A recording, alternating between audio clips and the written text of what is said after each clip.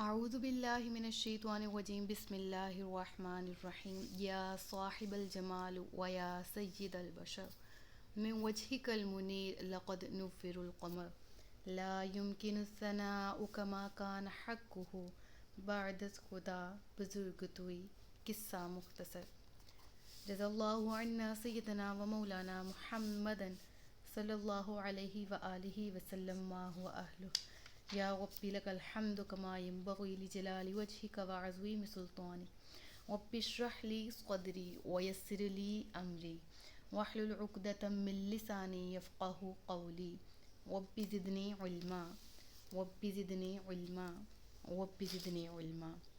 السلام علیکم ورحمۃ اللہ وبرکاتہ۔ میں حافظہ افرا جاوید اسلام آپ سب لوگوں سے مخاطب ہوں اپنے یوٹیوب چینل انفینٹ اسلام میں۔ آپ سب لوگوں کو خوش آمدید کہتی ہوں اور امید کرتی ہوں آپ سب لوگ خیریت سے ہوں گے، زندگی پرسکون پر اطمینان اور ایمان بالخیر گزر رہی ہوگی۔ سورۃ البقرہ ترجمہ کنز العرفان، جس کی آیت نمبر 163 تک ہم نے گزشتہ سبق میں پڑھ لیا۔ آج کے سبق سے ہم سورۃ البقرہ کی آیت نمبر 164 سے باقاعدہ آغاز کریں گے۔ آیت نمبر 164 میں اللہ تبارک و تعالی ارشاد فرماتا ہے، ان فی خلق السماوات والارض واختلاف اللیل والنہار والفلک التي تجری فی البحر بما ينفع الناس وما انزل اللہ من السماء من ماء فأحیا به الارض بعد موتها وبث فیہا من کل دابة وتصريف الرياح والسحاب المسخر بين السماء والأرض لآيات لقوم يعقلون۔ اس آیت میں اللہ ارشاد فرماتا ہے، بے شک آسمانوں اور زمین کی پیدائش اور رات اور دن کی تبدیلی میں اور کشتی میں جو دریا میں لوگوں کے فائدے لے کر چلتی ہے، اور اس پانی میں جو اللہ نے آسمان سے اتارا، پھر اس کے ساتھ مردہ زمین کو زندگی بخشی اور زمین میں ہر قسم کے جانور پھیلائے اور ہواؤں کی گردش اور وہ بادل جو آسمان اور زمین کے درمیان حکم کے پابند ہیں، ان سب میں یقیناً عقل مندوں کے لیے نشانیاں ہیں۔ بے شک اس آیت میں اللہ تبارک و تعالیٰ نے اپنی قدرت کی 8 نشانیاں بیان کیں۔ آسمانوں و زمین کی پیدائش، رات اور دن کی تبدیلی، کشتی کا دریا میں تیرنا، بارش کا آسمان سے اترنا، زمین کا موت کے بعد دوبارہ زندہ ہونا، ہر قسم کے جانوروں کا زمین میں پھیلنا، پھر ارشاد ہوا ہواؤں کی گردش، اور پھر 8ویں نمبر پہ بادلوں کا آسمان و زمین کے بیچ تابع فرمان ہونا۔ ان تمام چیزوں کی تفصیل انشاءاللہ آیت میں پڑھتے ہیں۔ سب سے پہلے ذکر کیا جائے بے شک آسمانوں اور زمین کی پیدائش۔ مولا پاک، اے پاک پروردگار، آسمان اور زمین کی پیدائش میں عقل والوں کے لیے کیا نشانیاں ہیں؟ ہمیں کس طرح پتہ لگے کہ آسمان کا پیدا کرنے والا کوئی اور نہیں، صرف اللہ ہے، اور اس نے آسمان اور زمین کی پیدائش کی؟ تو دیکھیں، اگر غور کیا جائے نا تو زمین جو ہے نا یہ ایک ہی فارم میں ہے، اس کی حقیقت جو ہے وہ مٹی ہے، ٹھیک ہے؟ جیسے ساری کی ساری زمین نیچے اگر ہم چلے جائیں تو چٹانیں یا جس طرح بھی چیزیں، ریت، پانی موجود ہے، اس طرح ہر چیز، اور یہ آپس میں لیئر بائی لیئر اس فارم میں ہے۔ جس طرح کہ آسمان ہے، آسمان کے درمیان گیپ ہے، ایک آسمان پھر دوسرے آسمان تک گیپ ہے، پھر دوسرے سے تیسرے تک گیپ ہے، فاصلہ ہے۔ لیکن زمین جس طرح پیاز کا چھلکا ہے، ایک کے بعد دوسرا، دوسرے کے بعد تیسرا، سیم اسی طرح مختلف جو ہمارے پاس زمینیں اللہ تبارک و تعالیٰ نے بنائی، ساتھ ہی آسمان بنائے اور ساتھ ہی زمینیں بنائیں، ٹھیک ہے؟ لیکن آسمان علیحدہ علیحدہ اور زمین بالکل ایک ہے، اگرچہ 8 ہیں لیکن پیاز کے چھلکے کی طرح ایک دوسرے کے ساتھ ہے، اور آسمان کی حقیقت علیحدہ علیحدہ ہے، ٹھیک ہے؟ ہر 2 آسمانوں میں 500 سال کا راستہ ہے، 500 سال ہم وہاں 500 سال کی مسافت طے کریں گے، پھر ایک آسمان سے دوسرے، یعنی 2 آسمانوں کے درمیان اتنا گہرا فاصلہ ہے، اتنا طویل فاصلہ ہے۔ اور جو زمین کے طبقات ہیں وہ ایک دوسرے کے بالکل برابر ہیں، ایک طبقہ، ایک حصہ ختم ہوتا ہے تو دوسرا شروع ہو جاتا ہے۔ تو اللہ کہتا ہے کون بنانے والا ہے؟ یاد رکھے ایک چیز آپ نے ذہن میں رکھنی ہے کہ جو زمین ہے وہ پیدا آسمان سے پہلے کی گئی تھی، اور پھر آسمان بنایا گیا اور پھر زمین کو پھیلاؤ دیا گیا، ٹھیک ہے. لیکن آسمان چونکہ زمین کی ابتدا پہلے ہوئی آسمان کی بعد میں، تو اگر ہم سیکوینس کے حساب سے دیکھیں تو قرآن کریم میں اللہ تعالیٰ زمین کو پہلے مینشن کرتا کیونکہ زمین پہلے بنی، لیکن آسمان کو کیوں پہلے مینشن کیا گیا؟ اور سمائی آسمان ہوتا ہے، سماواتی زیادہ آسمان، اور زمین کو ہر جگہ والارض ہی کہا گیا، کیوں آسمان کو سماوات کہہ کے جمع کیوں کیا گیا؟ اور زمینیں بھی تو ساتھ ہیں، ان کو صرف ارضی ایک زمین کیوں کہا گیا؟ کیونکہ زمینوں کی حقیقت صرف مٹی ہے، زمینیں آپس میں جڑی ہوئی ہیں ساری کی ساری، اس لیے ایک زمین کہا گیا، اور آسمان علیحدہ ہیں اور ان کی حقیقت بھی مختلف ہے. کوئی آسمان سونے کا سا ہے، کوئی چاندی جیسا ہے، کوئی اس طرح، کوئی ہر ایک کی انشاءاللہ ڈیٹیل کسی لیکچر میں پڑھیں گے. بہرحال اللہ فرماتا ہے کہ زمین جو ہے وہ ہر حال میں آسمان کی محتاج ہے، ٹھیک ہے. اس کی مثال یوں لے لیں کہ آسمان سے بارش اترے گی تو زمین پہ اناج اگے گا، نہیں تو قحط پڑ جائے گا. بعض اوقات اور یہ جو پودے اور یہ پھل پھول ہے ان کو دھوپ کی ضرورت بھی ہوتی، تو ہمیں بہرحال آسمان کی ضرورت ہے، زمین والوں کو آسمان کی ضرورت ہے. تو ورنہ زمین پہ کوئی بھی زندگی نہیں رہ سکتی. کیوں نہیں کوئی زندہ رہ سکتا؟ کیونکہ خوراک نہیں ہوگی، اور خوراک کے بغیر کوئی زندہ نہیں رہ سکتا. تو اللہ فرماتا ہے کہ زمین آسمان کی محتاج ہے، اور اس وجہ سے اللہ نے آسمان کو پہلے مینشن کیا. اس کی اگر تفسیر صوفیانہ کی جائے، ایک اور تفسیر کی جائے، تو معلوم ہوتا ہے کہ زمین سے مراد ہم ہیں اور آسمان سے مراد تمام کے تمام انبیاء ہیں. اللہ فرماتا ہے کہ جس طرح زمین آسمان کی طرف سے بارش اترتی ہے، دھوپ آتی ہے سورج کے ذریعے تو زمین پھلتی پھولتی، اسی طرح انبیاء کرام کی پیروی کیے بغیر، قرآن کریم کی تعلیمات پر عمل کیے بغیر ہم لوگ بھی ہدایت نہیں پا سکتے. اس کے لیے ہمیں انبیاء کرام کی زندگی کو مطالعہ کرنا ہے، ان کی تعلیمات پر عمل کرنا ہے. پھر اللہ فرماتا ہے واختلاف اللیل والنہار. اب یہاں پر لفظ ہے اور آنا جانا، اختلاف کے معنی بدلنا تبدیلی کے بھی ہیں اور آنے جانے کے بھی، لیکن تبدیلی کے بہت زیادہ لیے جاتے ہیں. لیلی رات، والنہار اور دن. نہار دن کو کیوں کہا گیا؟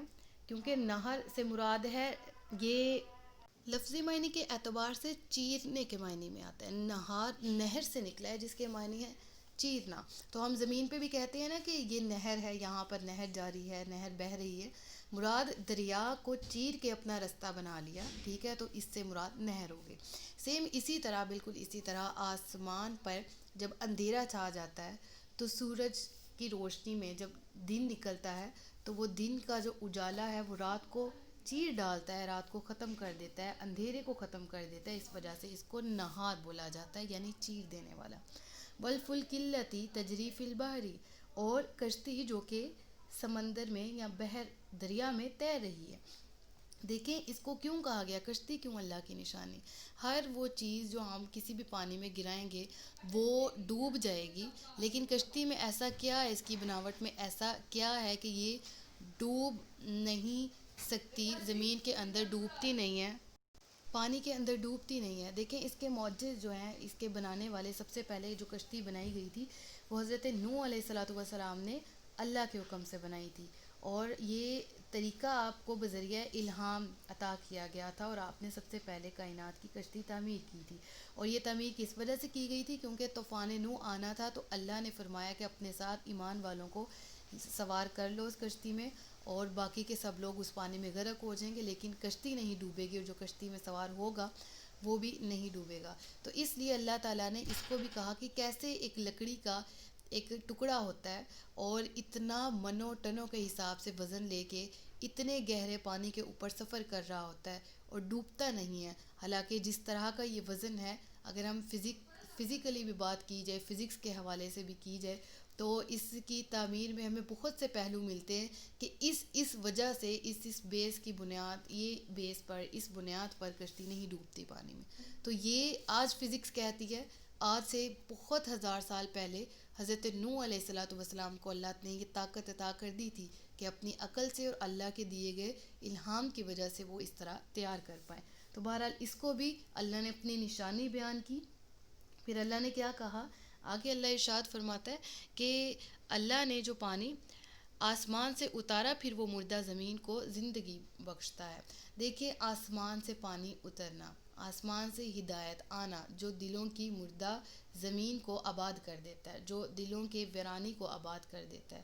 آسمان سے پانی مینز اللہ تبارک و تعالیٰ کی کتاب قرآن مجید مراد ہے دوسری تفسیر میں۔ اور اگر سیم یہی تفسیر کی جائے تو دیکھیے ذرا اللہ آسمان سے پانی اتارتا ہے اور کس طرح سے کہ وہ زمین بنجر جس پہ کوئی بھی اناج نہیں اگا ہوتا وہ اسی پانی کی محتاجگی میں بیٹھی ہوتی ہے۔ جب اللہ کے حکم سے پانی نازل ہوتا ہے تو اس میں ہر قسم کے پھل پھول سبزہ اگ آتے ہیں۔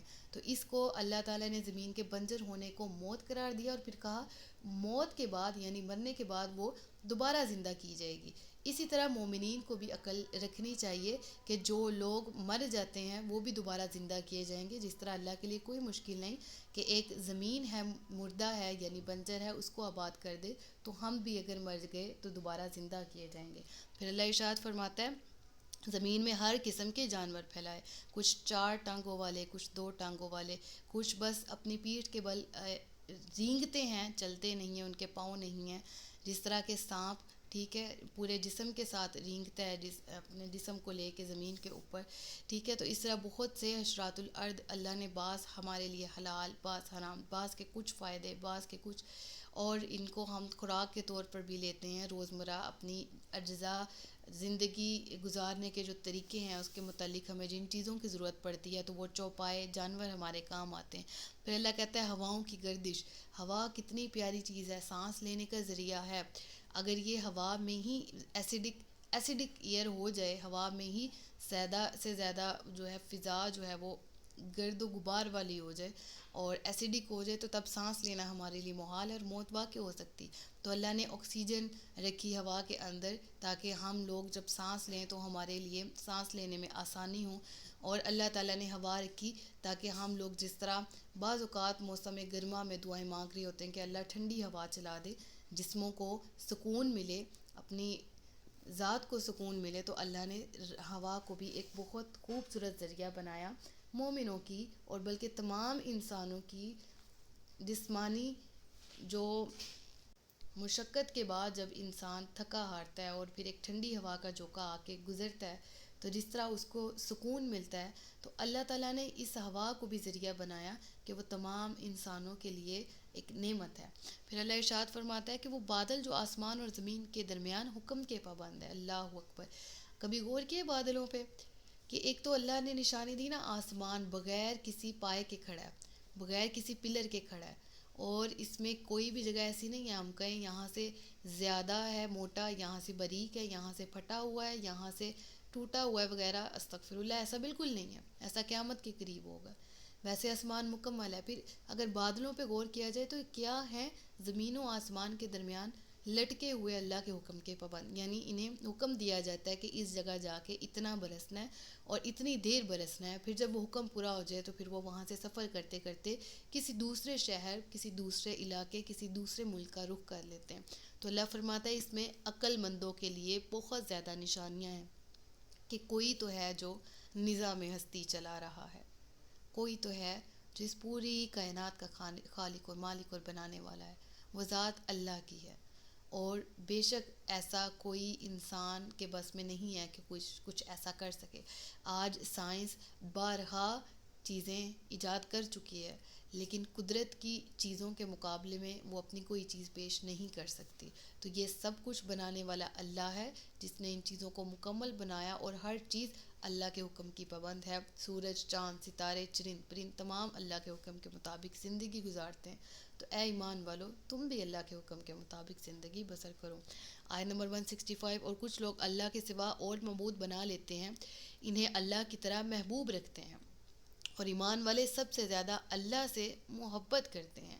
میں کہوں گی آپ اس آیت کو ایک دفعہ پھر پڑھیے، اتنے سے حصے کو دوبارہ پڑھیے گا کہ والذین آمنوا اشد حبا للہ۔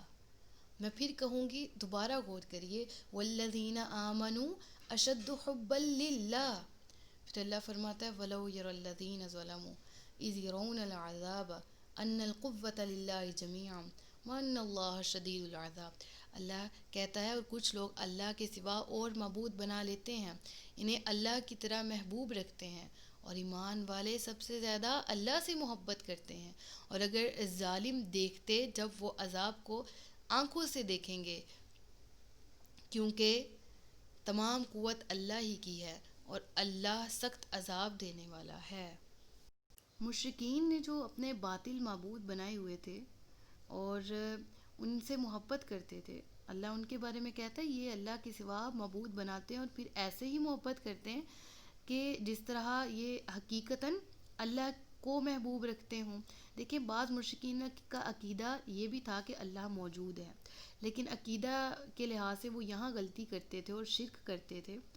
محض غلطی نہیں، وہ شرک اس طرح سے کہ وہ معبودوں کو پوجتے تھے کہ یہ بروز قیامت ہمیں اللہ سے بچا لیں گے، لیکن ایسا کرنا شرک ہے۔ تو اللہ نے ان کو کہا کہ یہ جیسی اللہ سے محبت ہونی چاہیے ویسی اپنے بتوں سے کرتے ہیں۔ تو سن لو کہ اللہ سے محبت تو ایمان والے کرتے ہیں، اور ایمان والوں میں کے لیے کہ دل میں سب سے زیادہ محبت اللہ کی ہے، ان کا جینا مرنا، ان کا زندگی کا گزر بسر، ہر طرح سے ہر کام کرنا، کسی کام کو کرنا تو اللہ کی رضا کے لیے، کسی کام سے باز رہنا تو اللہ کی رضا کے لیے۔ اللہ کہتا ہے کہ مسلمان مومن سب سے زیادہ اللہ سے محبت کرنے والا ہے۔ تو ذرا غور کیجیے اس آیت پہ کہ والذین آمنوا اشد حبا للہ، ایمان والے تو ہم بھی ہیں، دعویٰ تو ہمارا بھی ہے کہ ہم جو ہیں ایمان رکھتے ہیں اور ہم کلمہ پڑھنے والے ہیں۔ تو ذرا غور کریں کہ ہم اپنے دعوے میں کس قدر سچے ہیں، ذرا غور کریں ہم کس قدر سچے ہیں کس معاملے میں، کہ کیا واقعی ہم اللہ سے محبت کرتے ہیں، اور اگر محبت کرتے ہیں تو اس کا حق ادا کیسے کرنا ہے؟ قرآن کریم کو پڑھنا، سیکھنا، سمجھنا ہے، اس کے اطاعت کے مطابق زندگی گزارنی ہے، اور اس کی اطاعت میں ہی موت مانگنی ہے۔ اللہ اس حال میں موت آئے کہ تو ہم سے راضی ہو جانا۔ اللہ فرماتا ہے اور اگر ظالم دیکھتے، کیا دیکھتے کہ اگر قیامت کے دن کے عذاب کا منظر اگر یہ دیکھ لیں تو انہیں معلوم ہو جائے گا کہ عذاب کس قدر خوفناک ہے، اور پھر اس وقت کہیں گے کہ اللہ ایک دفعہ دنیا میں بھیج دے، لیکن اس وقت ان کی دعا نہیں قبول کی جائے گی، اور پھر عذاب، جس عذاب میں یہ دنیا میں جلدی مانگتے ہیں کہ اگر تم اتنے سچے ہو تو آتا کیوں نہیں ہے عذاب؟ اے نبی اگر عذاب آ گیا تو اپنی آنکھوں سے انہوں نے دیکھ لیا تو پھر یہ خوف، اس کا عذاب کا خوف دیکھ کے ایمان لے آئیں گے، لیکن اس وقت ان کا ایمان لانا ان کو کسی بھی قسم کا فائدہ نہیں دے گا۔ آیت نمبر 166، جب پیشوا اپنے پیروی کرنے والوں سے بیزار ہوں گے اور عذاب دیکھیں گے اور سب رشتے ناتے کٹ جائیں گے۔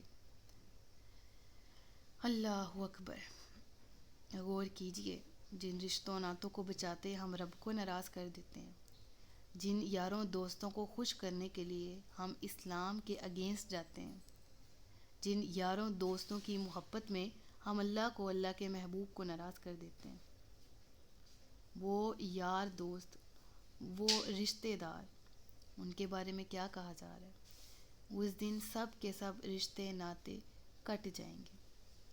اس دن صرف انسان اپنے اعمال کا حساب دے گا، اور جو پیشوا ہے نا، جس طرح ہم کہیں گے کہ اللہ میں نے تو اس کے کہنے پہ کیا، میں نے تو اس کے کہنے پہ کیا، میں نے تو اس کو دیکھتے ہوئے یہ برا عمل اختیار کیا، لیکن اس وقت سب پیشوا، سب لیڈرز اپنے پیرووں کو دیکھیں گے، یعنی اپنے پیروی کرنے والوں کو دیکھیں گے، اپنے فالوورز کو دیکھیں گے اور ان سے بیزار ہو جائیں گے اور کہیں گے کہ ہم، ہر ایک کا اپنا عمل ہے۔ ایون کہ شیطان خود کہے گا، شیطان سے جب روز قیامت جب لوگوں کو عذاب ملے گا نا تو شیطان کے پیروکار کہیں گے کہ اے اللہ ہم نے اس کے کہنے پہ ایسا کیا، تو اس وقت شیطان خود بھی مکر جائے گا، کہے گا میرا کام تو بس بہکانا تھا، کیا تو نے خود ہے، تو اب مجھے آج کیا بلیم دے رہا ہے، آج کیا بلیم کر رہا ہے میرے پہ، میں نے تو بس بہکایا تھا، میں نے کروایا تو نہیں، کرنے والا تو خود تھا۔ تو اب سب سے بڑا جو پیروی کرنے والوں کا پیشوا، گناہ گاروں کا پیشوا جو ہوگا، لیڈر جو ہوگا شیطان، وہ خود مکر جائے گا، تو باقی کے لوگ کہاں جائیں گے؟ تو لہٰذا دنیا میں جو آپ کو سگے لگ رہے ہوتے ہیں نا، ہمیشہ ایک چیز یاد رکھیں، گناہ پر مدد کرنے والا کبھی آپ کا دوست نہیں ہو سکتا، کبھی آپ کا سگا نہیں ہو سکتا۔ کیوں؟ کیونکہ وہ دنیا بھی آپ کی خراب کر رہا ہے، وہ آخرت بھی خراب کر رہا ہے۔ اس دن بروز قیامت لوگ پچھتائیں گے، یا اللہ کاش میں نے اس برے شخص کو دوست نہ بنایا ہوتا، اس سے دوستی نہ رکھی ہوتی، آج یہ دن نہ دیکھنا پڑتا، تو خدا را آج ہی اپنی گیدرنگ میں دیکھیے کہ کون نیک پرہیزگار اور متقی ہے، ایسے شخص کے ساتھ اٹھے بیٹھے کہ آدمی اپنے دوست کے دین پر ہوتا ہے، اور جیسا امیج اس کا دوست رکھتا ہے، جیسا نظریہ رکھتا ہے، تو اس کا اس کے ساتھ رہ رہ کے ویسا ہو جاتا ہے۔ لہٰذا نیک لوگوں کے ساتھ بیٹھیں، کوئی کسی کا سگا نہیں ہے، یہ دنیا میں ہی ہے، میں تمہارے بغیر رہ نہیں سکتا، میں تمہارے بغیر جی نہیں سکتا، تو میرا بیسٹ فرینڈ، تو میرا دوست، بروز قیامت سب رشتے ناطے کر دیں گے۔ لہٰذا آخرت کی فکر کریں اور اپنے اعمال کو سنواریں، تاکہ دنیا میں بھی ایسے اعمال کریں جو آخرت میں ہمارے کام آ جائیں گے۔ اور ایک اور چیز یاد رہیں کہ جو گناہ گار ہیں ان کا رشتہ تو آپس میں ہر قسم کا ختم ہو جائے گا، لیکن قیامت کے دن جو ہے وہ اولیاء، متقین اور صالحین کے ساتھ مسلمانوں کا رشتہ برقرار رہے گا۔ سورۃ الزخرف میں اللہ تعالیٰ ارشاد فرماتا ہے، پرہیزگاروں کے علاوہ اس دن گہرے دوست ایک دوسرے کے دشمن ہو جائیں گے۔ اللہ اکبر۔ تو یعنی ہمیں یہاں پر کیا معلوم ہوا، کیا علم ہوا؟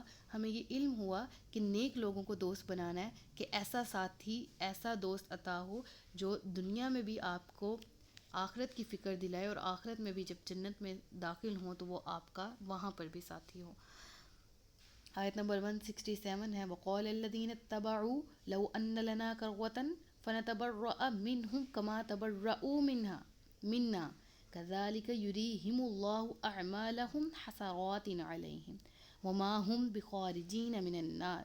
اور پیروکار کہیں گے، اگر ہمیں ایک مرتبہ لوٹ کر جانا مل جائے تو ہم ان پیشواؤں سے ایسے ہی بیزار ہو جاتے جیسے یہ ہم سے بیزار ہوئے ہیں۔ اللہ اسی طرح انہیں ان کے اعمال ان پر حسرت بنا کر دکھائے گا، اور وہ دوزخ سے نکلنے والے نہیں ہیں۔ اللہ اکبر۔ جیسے کہ پچھلی آیت میں ہم نے پڑھا کہ جو پیشوا ہیں وہ بیزار ہو جائیں گے، وہ اکتا جائیں گے، وہ بری الذمہ اپنے آپ کو سمجھیں گے اپنے فالوورز کے اعمال سے۔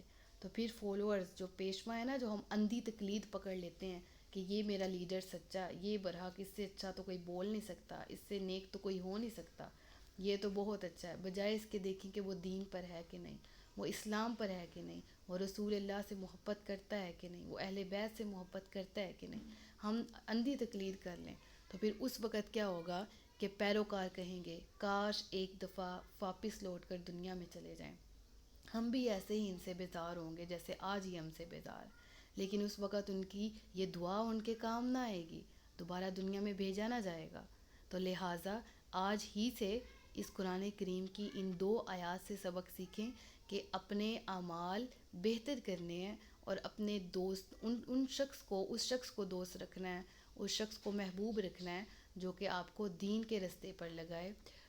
دیکھیں، دولت، عزت، شہرت یہ تو دنیا تک کی رہ جانے ہیں، ٹھیک ہے نا؟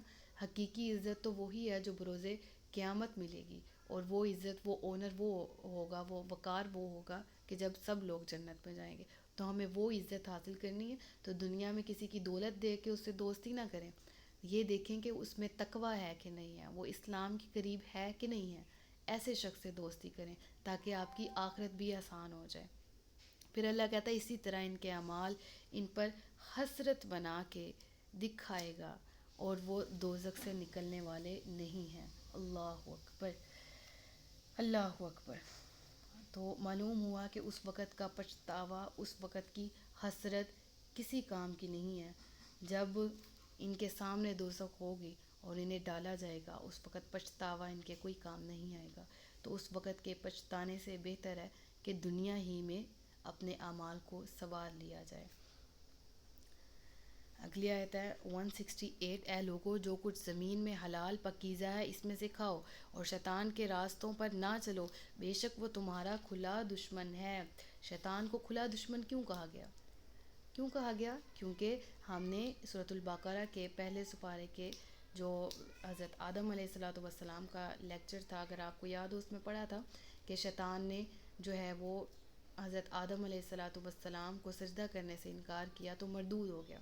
تو اس وقت اس نے ایک مہلت بھی مانگی تھی اللہ سے کہ اللہ مجھے قیامت تک کی مہلت دے کہ میں تیرے بندوں کو بہکا سکوں۔ تو اللہ نے کہا تو بہکا لے جس کو بہکا سکتا ہے، مہلت تجھے دی، لیکن جو میرے نیک بندے ہیں وہ تیری باتوں میں کبھی نہیں آئیں گے۔ تو اللہ تعالیٰ نے اپنے سارے بندوں کو اس آیت میں مخاطب کر کے کہہ دیا کہ شیطان کھلا دشمن ہے، اس کے راستے پر نہ چلنا، وَلَا تَتَّبِعُوا خُطُوَاتِ الشَّيْطَانِ، شیطان کے راستے کی پیروی نہ کرنا، وہ کھلا دشمن ہے. بار بار قرآن آپ کو کہی جا رہا، آپ کو بیان کری جا رہا، اس کے باوجود شیطان سے دوستی کرنا. ہم کہیں جی ہم تو شیطان سے دوستی نہیں کرتے، استغفر اللہ، ہم تو نہیں کرتے. دیکھیں پیروی تو کرتے ہیں نا. جو کام شیطان کہتا ہے وہ کام خوشی سے کرتے ہیں. جو کام دین اسلام کہتا ہے اس میں ہمیں 101 جھوٹی موٹی من گھڑت دلیلیں ہمارے پاس موجود ہوتی ہیں، اور ہم اس کام سے بیزار ہوتے ہیں جو ہمارے دین میں ہوتا ہے. اور ہر وہ کام جو کہ ہمارے نفس پر آسان ہو، شیطان ہمارے دل میں وہ ڈالے کرنے کا، تو ہمیں وہ آسان بھی لگ رہا ہوتا ہے اور اچھا بھی لگ رہا ہوتا ہے، اور اس کو ڈیفینڈ کرنے کے لیے ہمارے پاس جھوٹے موٹے بہت سے دلائل ہوتے ہیں. تو اللہ نے آیت کے پہلے حصے میں کیا کہا کہ میں نے حلال رزق جو تمہیں دیا، حلال پاکیزہ، اس میں سے کھاؤ. تو ہمیں پتہ چلا کہ رشوت لینا، چوری وغیرہ، ڈکیتی وغیرہ، یہ ذریعے جو ہیں حلال مال کہتے کس کو ہیں. ایک وہ بذات خود حلال، جو حلال اور حرام کی ڈیفینیشن یہ آپ کو پتہ ہونی چاہیے. وہ ذہن میں رکھیں کہ حلال مال کیا ہوتا ہے. حلال مال ایسا مال، ٹھیک ہے، ایسا مال جو بذات خود بھی حلال ہے. ٹھیک ہے، یعنی کہ اللہ تعالیٰ نے ہمارے اوپر بکرے کا گوشت حلال کیا، ٹھیک ہے، سبزیاں حلال کی، دال حلال کی، ٹھیک ہے، اور اسی طرح ہمارے اوپر بکری، اس طرح کے گوشت وغیرہ، یہ بذات خود جو چیزیں حلال ہیں وہ حلال میں کاؤنٹ ہوتی. دوسرا، جن ذرائع سے ان کو خریدا گیا ہے، جن ذرائع سے وہ حاصل کی گئی ہیں، وہ ذرائع بھی حلال ہوں.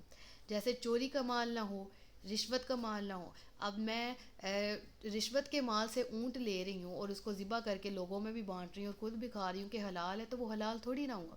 ہے تو وہ اونٹ ہی، لیکن حرام کیوں ہو گیا؟ کیونکہ حرام کے پیسوں سے آیا.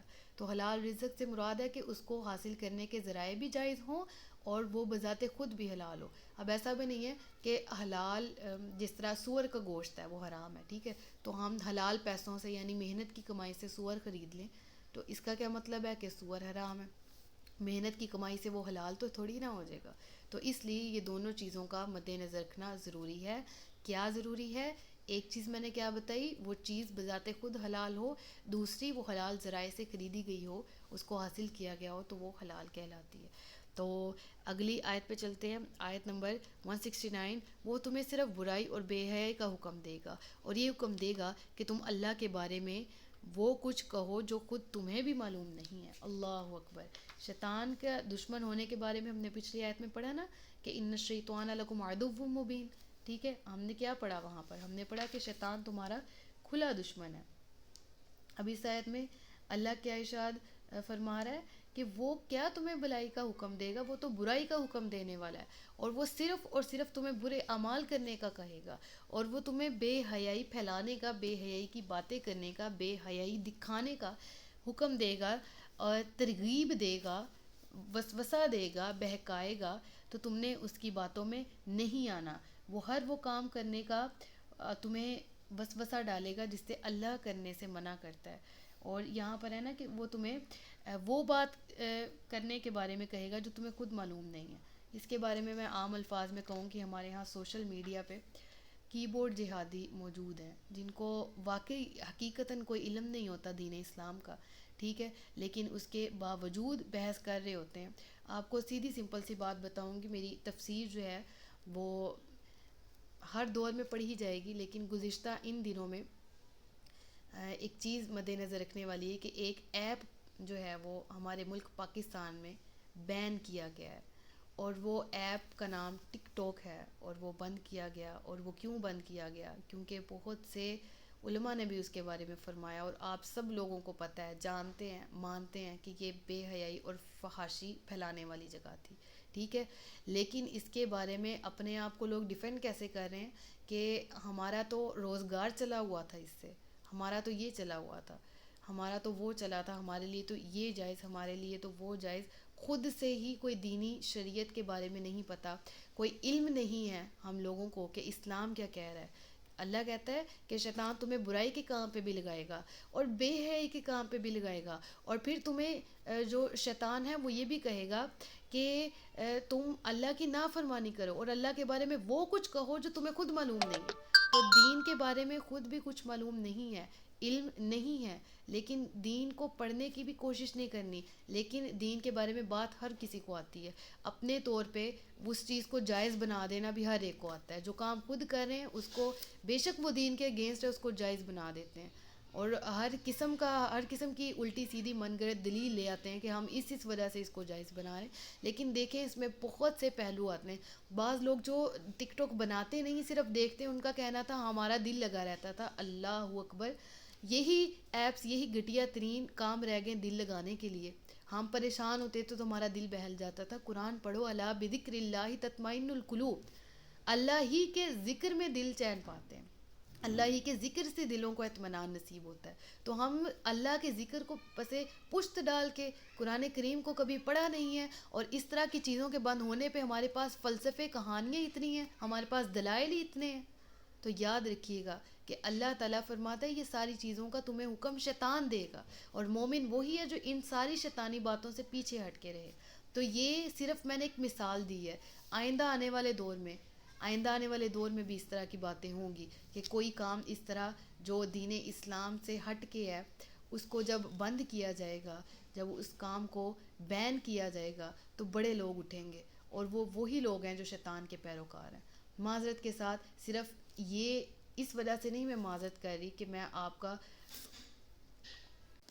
آپ کے بارے میں جو ہے وہ غلط رائے اختیار کی ہوئی ہے، میں نے بالکل ایسا نہیں ہے، غور کیجئے، خدا را غور کیجئے کہ ہم کہاں جا رہے ہیں، ہمارا راستہ کیا ہے، مسلمانوں کا راستہ کیا ہے، اور مسلمان جا کس طرف رہے ہیں۔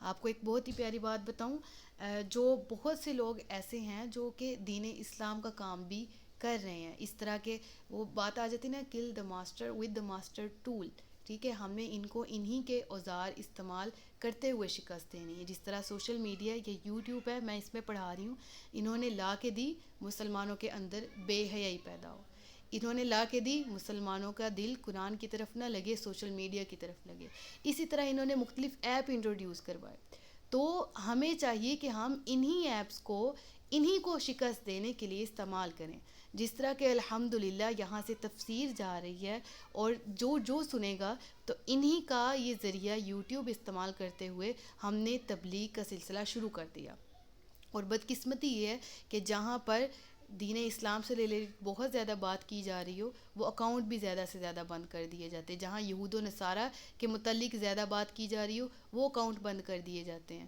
ان کو رپورٹ کر دیا جاتا ہے، تو خدا را ان چھوٹی چھوٹی چیزوں کو سمجھیں اور غور اور فکر کریں، تدبر کریں، اللہ فرماتا ہے کہ میں نے قرآن غور کرنے والوں کے لیے بہت زیادہ آسان بنا دیا، تو میں یہی کہنا چاہوں گی، بات مخصوص ایپس کی نہیں ہے، بات مخصوص دور کی نہیں ہے، ہر دور میں شیطان آپ پر وار کرتا ہے، ہر طریقے سے وار کرتا ہے، تو مومن وہی ہے جو ہر طرح سے ان کے وار سے بچے، اور شیطان کے وار سے بچنے کے لیے تعوذ زیادہ سے زیادہ پڑھا کریں، لا حول ولا قوة الا باللہ العلی العظیم کی تلاوت کیا کریں، اللہ تعالیٰ سے دعا ہے کہ اللہ تعالیٰ ہم سب کو کامل ایمان عطا فرمائے، اور ہم سب کو ویسا بنا دے جیسا وہ چاہتا ہے، جیسا اس کا محبوب صلی اللہ علیہ وآلہ وسلم چاہتے ہیں، اور ہمیں شیطان کے حیل و بہانوں سے بچائے، ہمیں بے حیائی سے بچائے، ہمیں برے کاموں سے بچائے، ہمیں ہر اس کام سے بچائے جس سے اللہ نے منع کیا ہے، اور ہر اس کام سے بچائے جس سے شیطان ہمیں ترغیب دیتا ہے کہ یہ کام کرنا ہے۔ اللہ تعالیٰ ہم سب پر اپنا رحم، اپنا فضل کرے۔ میرے لیکچر کے دوران جان بوجھ کر یا انجانے میں کوئی غلطی کوتاہی یا کوئی بے ادبی، کوئی گستاخی ہو گئی تو اللہ کی بارگاہ میں معافی مانگتی ہوں۔ صدق اللہ العلی العظیم و صدق رسولہ النبی الکریم، وما علینا الا البلاغ المبین۔ اپنا خیال رکھیے گا، اپنے سے زیادہ دوسروں کا، تاجدار ختم نبوت زندہ باد، پاکستان ہمیشہ زندہ باد۔ السلام علیکم ورحمۃ اللہ وبرکاتہ۔